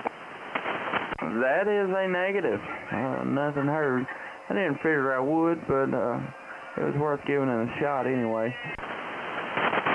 Well, I don't think it's because you're not getting out. That's definitely not the issue. I think the issue is it's Wednesday. Well, actually now it's Thursday morning super early and people have to go to work.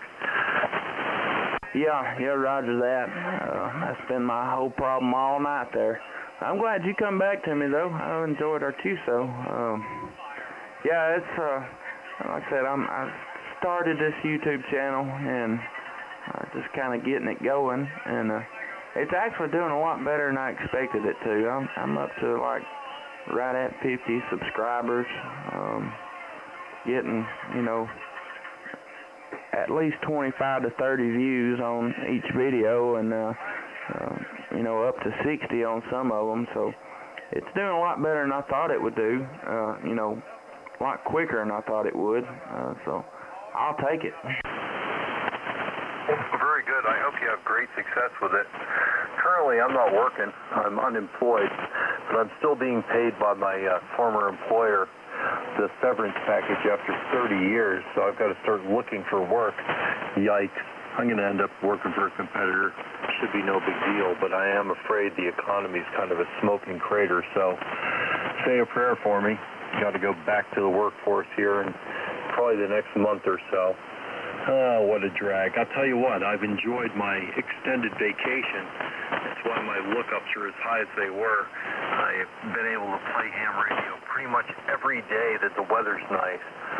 Oh, and the static protection I bought here, I'm using an Air-A Solutions box, and it provides like a solid DC ground for the antenna. It helps protect the tuner.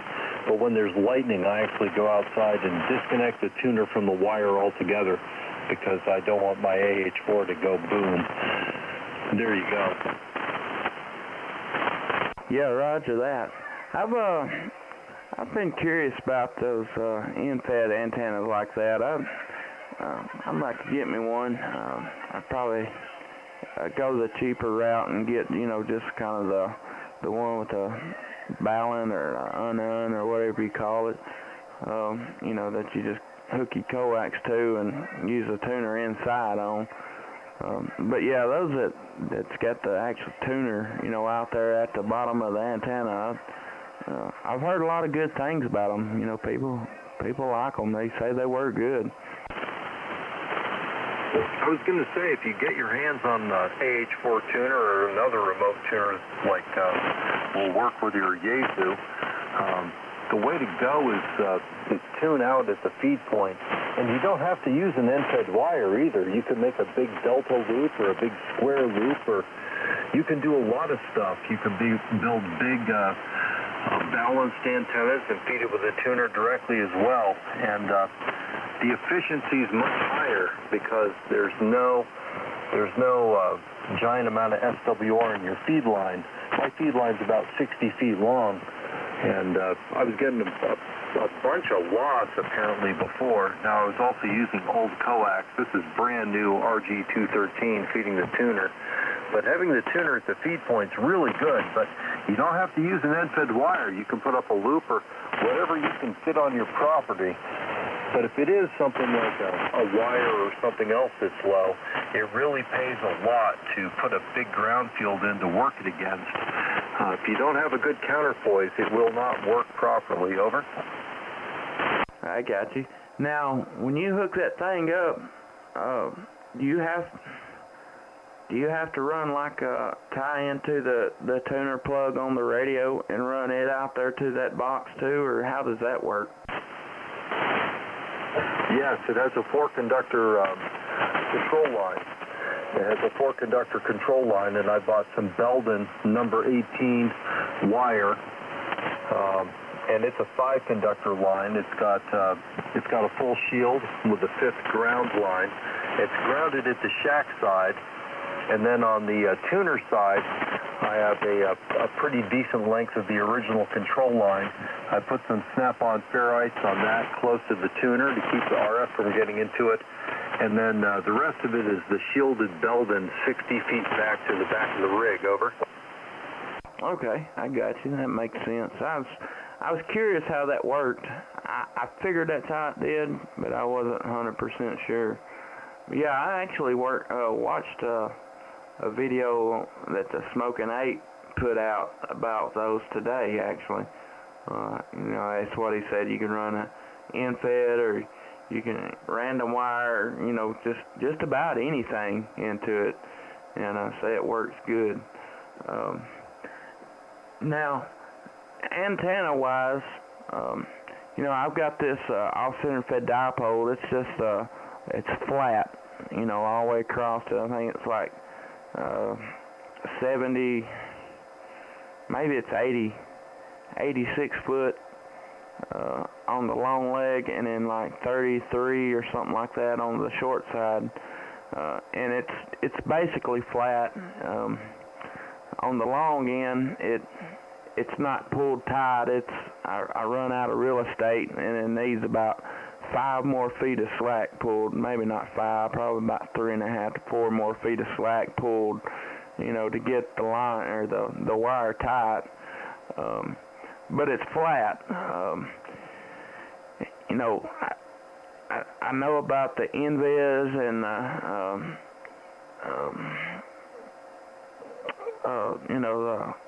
vertical with the low takeoff angle, if you will, and don't know a whole lot about it, but I know a little bit about it.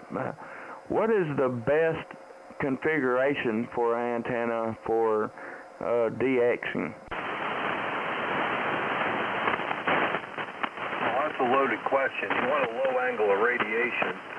The best antenna for DXing are the guys I work in Europe, full-size Yagis on 80 and 40, but let's face it, I can't afford that. I don't think you could fit that on your property either. That being said, a vertical antenna works really well for DX because the angle of radiation is low. But the thing is, you've got to have a big ground field. And radials, you need 120 of them to get the proper performance out of a vertical. You'll hear guys all the time running like 5 or 6 or 10 radials, what have you, on the base of a vertical, and they're cheating themselves because the way a vertical antenna works is One half of it is the half above ground. The other half of it is the image reflection in the ground plane. And if the ground plane is lossy, in other words, if it's dirt, you're just making the worms comfortable. So you need 120 radials underneath it, which is ridiculous. The best bang for the buck probably for DX is either a sloping wire with a decent number of radials underneath it, or a big tall loop antenna, you know, a full-size loop. Works really well for DX. It has low angle, and you don't need a huge ground field either. Over. Okay, yeah, roger that. Yeah, I've seen where, configure like this off-centered fed dipole, in an inverted V or an inverted L, different ways to configure it, and I assume that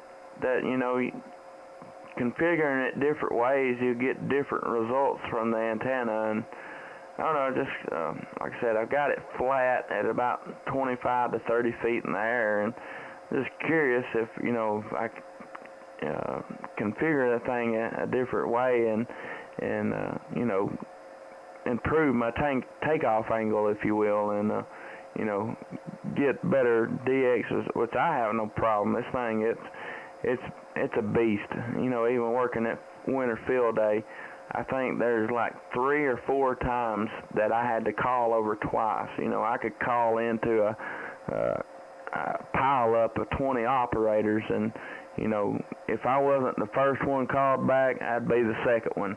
That thing, it works great for me. That's been my experience too. Now, I've used antennas similar to yours, but I use the Wyndham, which is a single wire feed, and it's basically a long piece of wire, and 33% off one end you have a vertical downlead coming to the shack. And that's what I used to use for shortwave, and it worked fantastic. It was great. And I also transmitted on it with 10, 11 meters as well, and had good gain there. But I had a really good, you have to have a good ground field to do that.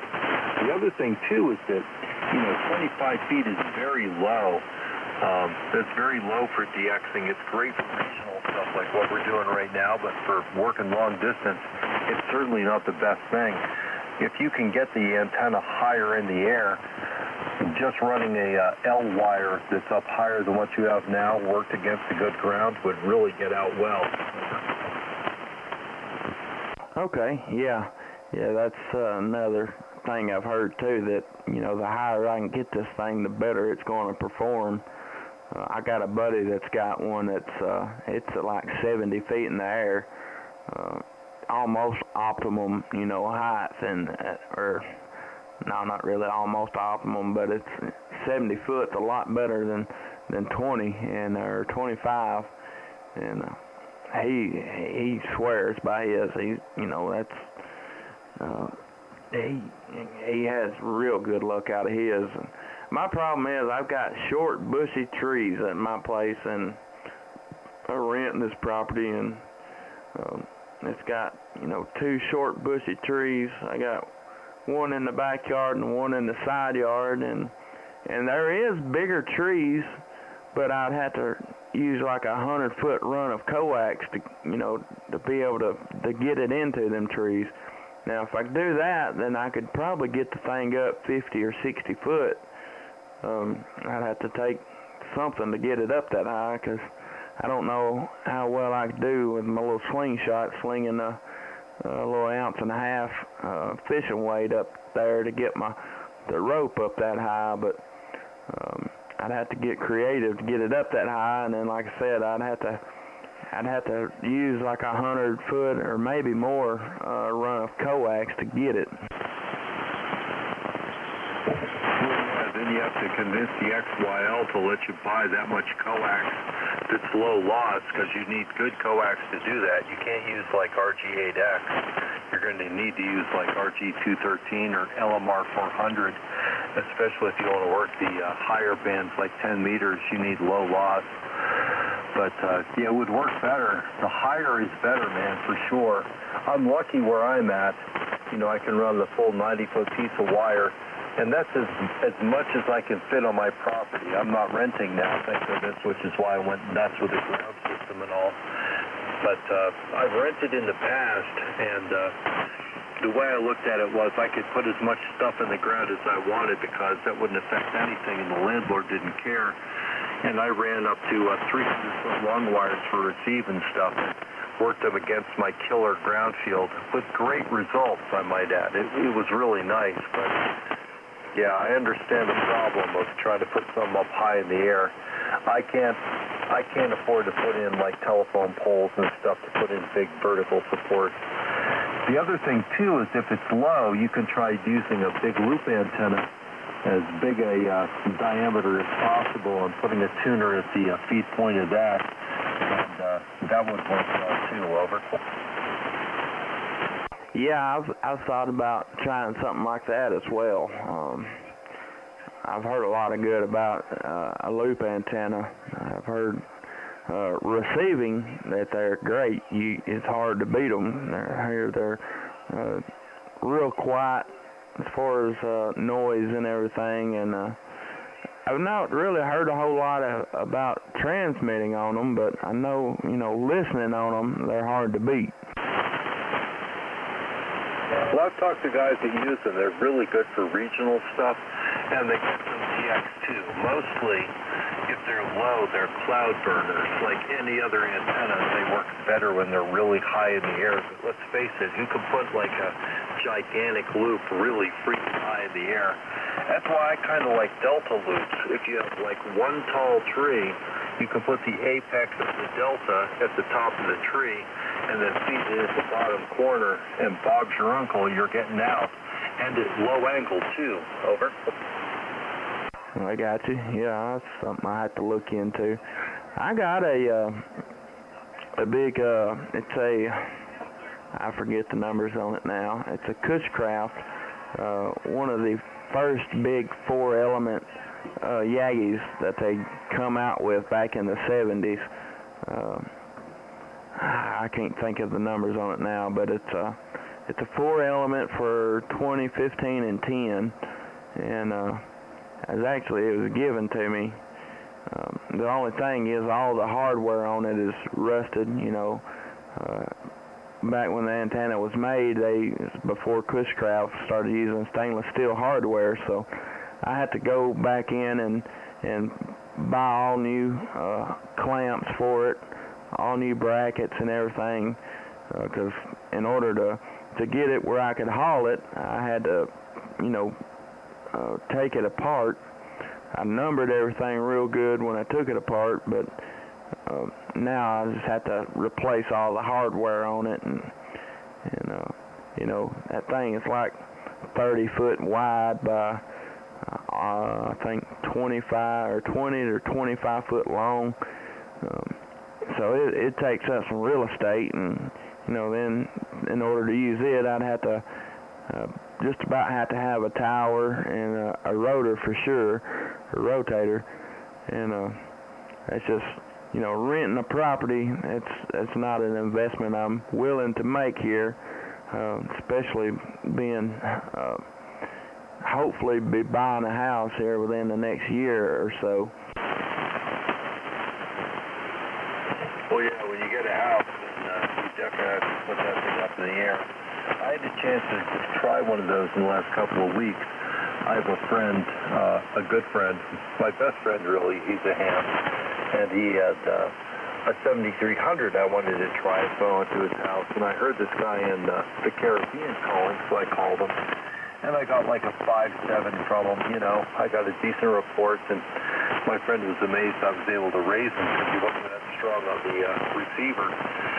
And then after I'd worked him, we turned the antenna to face him. I'd actually worked him off the back of the beam. He was like 40 over S9 when we were pointing at him. That's awesome. Yeah, it's amazing. I kind of got the same thing. I guess you'd call him my Elmer. He lives. It's not very far away from me, but on 6 meters. He's got a Yagi for 6 meters, and he's, you know, we worked each other on all the bands that we could work each other. And, you know, when I first got started, and he, same thing with that 6 meter Yagi, he had it, he has to go out and Armstrong it around to turn it, and when we first started talking, he was turned away from me. I was actually talking off the side of it. It was close enough. He was talking off the side of the beam, and he turned that thing to me, man, and like pegged the meter. I've never seen the meter over that far on this thing, and it just, I mean, it's wild how that works. Oh, it's hilarious. I couldn't believe the difference. KI4 WCA returning. It was amazing. That guy was so strong. I would have been like the strongest guy he worked that day, but I had to work him off the back of the beam, you know. There you go. Another lid moment. But it's still, I made the contact, and that was cool. But my friend was impressed I was able to work it using the wrong way. Yeah, that's all right. I've got a 10 element Yagi for 2 meters, and I don't know. It's a Cushcraft. It's actually 20 elements, but it's 10 vertical and 10 horizontal, and I don't know if that hurts it or not, but it does pretty good. I can work about 120, 130 mile away repeaters pretty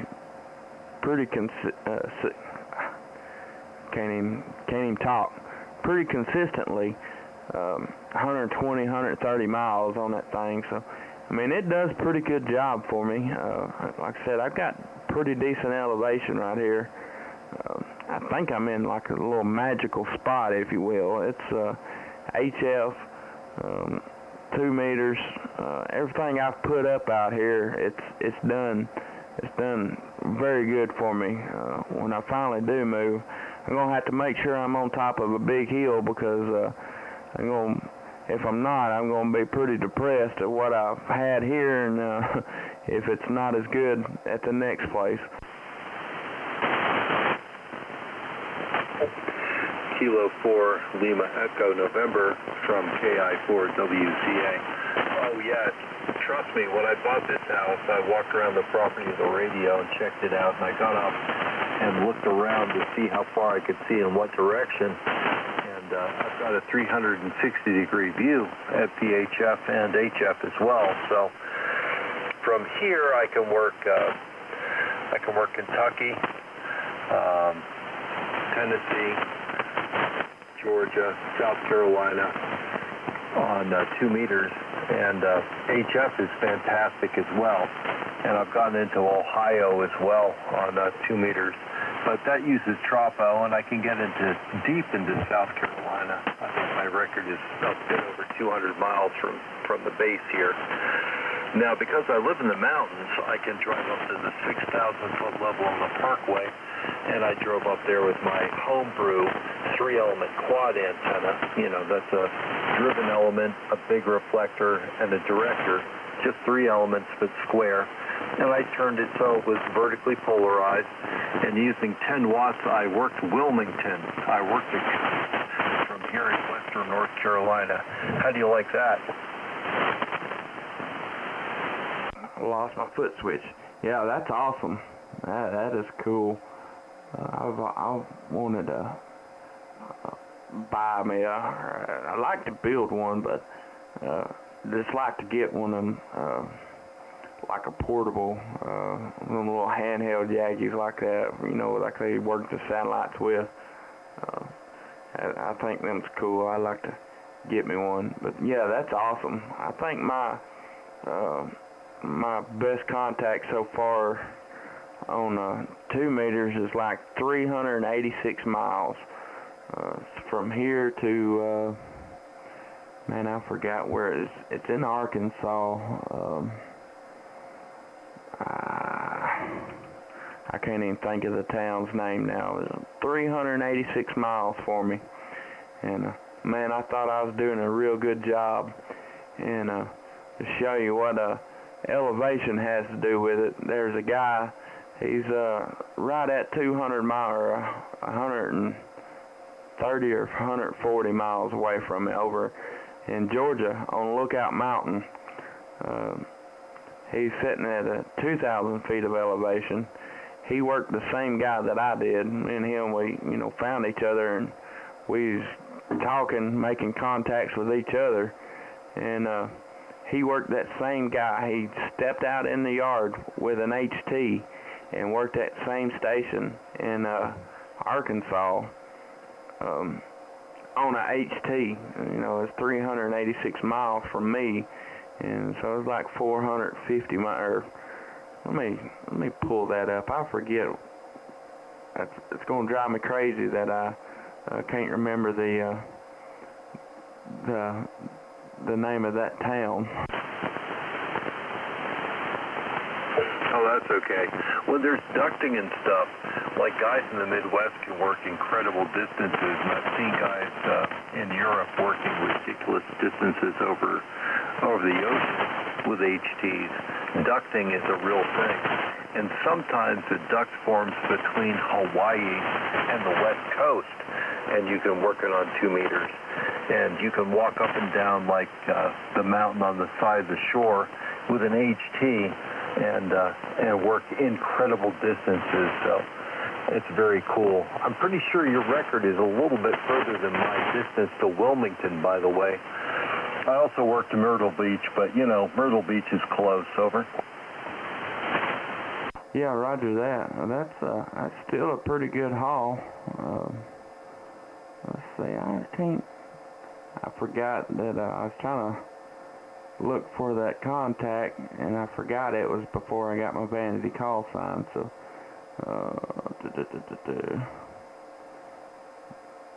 but yeah, I was blown away, and then that guy stepped out in the yard with an HT, and it made that same contact, and I was like, man, that is amazing. So then I went outside on the roof of my porch out here with an HT and seeing if I could make contacts, and I didn't have that good luck. It's funny, occasionally guys will go up to the Mount Mitchell site with an HT, and they'll cause pileups because, Mount Mitchell's over 6,000 feet high. It's 6,600 feet, and so you go up there with an HT and you can work over 100 miles absolutely as easy as falling off a log, and if you have a decent antenna on the HT, a whole lot further than 100 miles. Over. Yeah, that's awesome. Sherwood, Arkansas. Let's see, I think this is going to tell me the mileage. That's 276, that's not the right one. I don't know, maybe it is. Maybe I was off 100 miles. I thought it was 3 something though. Either way, I was very impressed with it. Well, that's outstanding, man. I'm higher than you are probably. My altitude here at the antenna is over 2,200 feet above sea level. Over. Oh yeah, I'm sitting at about 1,000 feet right here where I'm at. But like I said, there's not a whole lot around me that's taller than I am, so that helps a whole lot too. Hey, have you ever gotten on the 2-meter radio like 5 in the morning? You should try this in the summertime when it's real hot the day before and it's clear. And get up real early in the morning and you'll get like a temperature inversion between the warm earth and the cold air up above. You'd be amazed how far you can work. Over. Okay, yeah, I'll have to try that out sometime. I used to get into the repeater over 200 miles away using that technique, and it would actually go, it would do knife edge over a mountain and then down deep into South Carolina. It was over 200 miles, and I'd surprise guys driving to work at 5 in the morning all the time with it. Over. Back in the summer, and that may have been the reason for it. There's there's a guy down in Birmingham, Alabama, and it's like 126 miles away from me. But he's got his own repeater. He's got a 180-foot tower, and he's got a big set of 13 B2s on top of, stacked 13 B2s on top of that, and he's got a 2-meter amplifier as well. So this little region right here, W3NH is his call sign, and if you're around in here, more than likely you've heard, and on 2 meters very much at all. More than likely you've heard him and probably talked to him, because I mean, he gets out there and he can walk the dog, if you will. And but down there close to where he lives one morning, I was on the way to work, and it was about 5 o'clock in the morning, like you said, and I was on the mobile and talking to a station that was within 25, 30 miles from Owen's house down there, and it blew me away that, and it wasn't, or you looked on, I could look on that APRS site and, check out the propagation map from there, and it wasn't showing any band openings, but I worked at 120-something miles on the mobile, and it blew me away that morning. But it was just that one morning that it happened. Well, yeah, man. One of the ways you can tell that's happening, you can use the NOAA weather radio stations as beacons, and you can listen in and see how many different stations you're hearing and where they are. And if you hear like stations from Kentucky, which I hear occasionally, I'll just look up the repeater book for Kentucky and choose a machine that's close and try to get into it, and voila, I get in. Yeah, that's pretty cool. And another thing I've learned is, I think it's 146.96. That is a very common repeater frequency, and a lot of times when that APRS site is showing a band opening, that's how I test it. I get on 146.96 and see how many repeaters I can kerchunk, and you'd be amazed how many of them use the same repeater tone. There's been times I've kerchunked 5 or 6 repeaters, from sitting here at the house. Okay, that's a problem. I was going to say, like, when you go up on a real high mountain, even with an HT, it's common, like, you cue the HT and hear 4 and 5 machines come back over. Yeah, roger that.